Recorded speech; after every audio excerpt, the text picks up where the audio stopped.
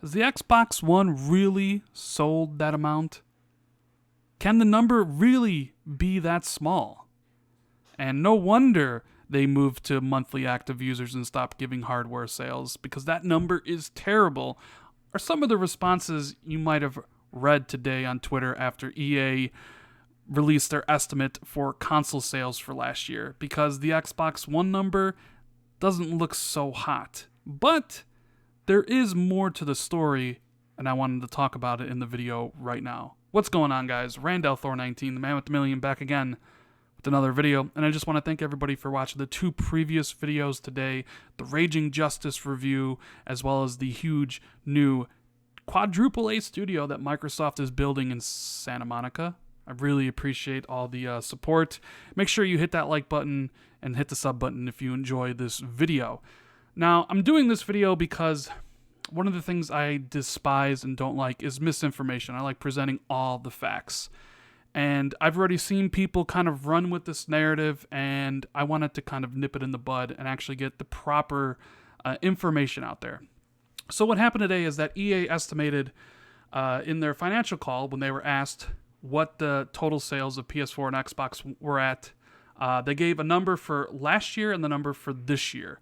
But they even gave a whole lot more information. They said Anthem is coming March 2019. They said that Battlefield, the new Battlefield's coming in October, and that'll have a campaign. And yeah, that's newsworthy these days, these $60 huge games having a campaign. But the bigger news that kind of took hold was that the PS4 and Xbox One sales estimate. So they said they expect the console user base between both of those to reach 130 million by the end of 2018, and that at the end of 2017 it was at 103 million. Now we know what Sony has sold because they tell us regularly, because they're kicking ass and taking names, they're number one, and Microsoft hasn't said a word about sales since they passed 10 million all those years ago. So nobody knows what Microsoft sold except Microsoft and some of their partners and some of the analysts, right? So people did basic subtraction. Well, we know Sony said 73.6 million subtracted from, the 102, and Microsoft's only sold 29.4 million consoles. That's less than 30 million. And here I am thinking, I thought that they were at 35, roughly a little bit less than half, but am I wrong? Could it really not even hit 30 at the end of the year? Interestingly enough, there was a thread about this on Reset Error, and Z Huge is an administrator there as well as an analyst. You might know him on Twitter. And he put out some clarifications on EA estimate. He said the EA estimate isn't wrong, but there might be some, they might be a discrepancy with how they're getting their estimate, right? He said that it's weird because EA said the install base at the end of calendar 2016 was 79 million. Now they say it's 103 million at the end of 2017. So if you do all the subtraction, all that stuff, it would put the Xbox One in 2016 at 25.6, and then it would put the Xbox One at around 29.4 million at the end of 2017. So EA is estimating that Xbox One sold 3.8 million units in 2017, but we already know that Xbox One sold more than that in the United States alone. So this is where the numbers and the discrepancy kind of sets in. So he goes on to say he's not sure what the reason is for EA's discrepancy in the estimates. It could be that they exclude Pro and Xbox One X numbers, which is a possibility. There's probably a few million Pro owners and a couple million Xbox One X owners. It could be that EA excludes a territory like Japan, which they did last generation.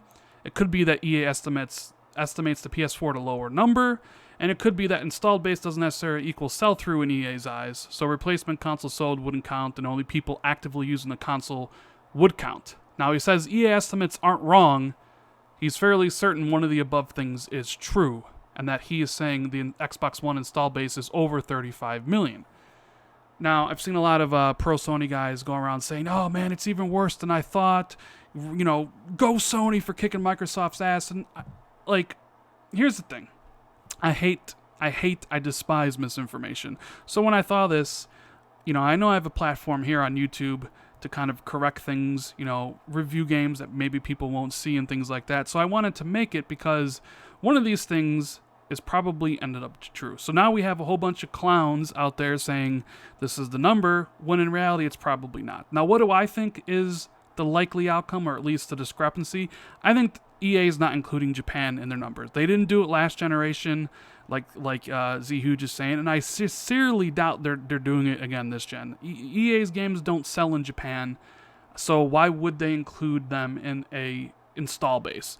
Now, interesting enough, if you actually take the PlayStation number, the 73.6 or whatever it was that they said they had at the end of December, and you subtract the number of users or the number of consoles sold in Japan, which is about 6 million, you get about 65 million. And if you do the same for the Xbox at 35 million, subtract what they sold in Japan, which is 200,000, you end up with roughly about 103 million.